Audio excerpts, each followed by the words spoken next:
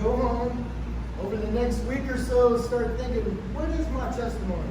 Where has God brought me from? What has He healed me and delivered me from? And begin to work on that and present it in a way to other people where it's very, very easy to understand. Okay? Because your testimony says a lot about who you are and where you come from. That's something God's worked on me.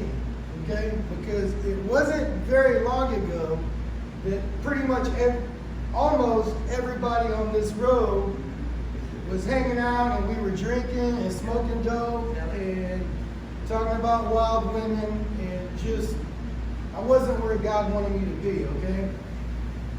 But for some reason, usually the conversation kind of drifted back to God, and it's because once you have God inside you, once His Spirit is inside of you, you can run and you can act like an idiot and do all kind of crazy things, but God's continuously always pulling you back.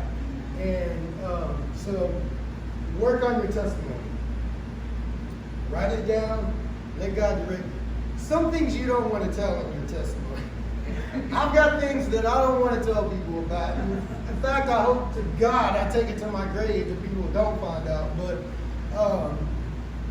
But the things that are important, write it down. You know, another thing about sharing your testimony is that it's not always the same for every single person. You might share part of your testimony with one person, and then with somebody else, you might share part of something else in your life that's part of the testimony. So, and believe me, when I started off having Bible study at my house, it was really, really hard for me. Because it's like, look, I've been partying it up with some of these people that are coming to Bible study. It's like, God, I don't really feel worthy to tell them anything about you, because what I've really done is taught them how to find the best whiskey at the liquor store, or, you know, other things. I don't want to give the devil any credit for what I was doing at all. I just want to say that with your testimony, a lot of times you have to walk out and you have to step out into your testimony, because it's hard to share and it's hard to look at what your failures are. But if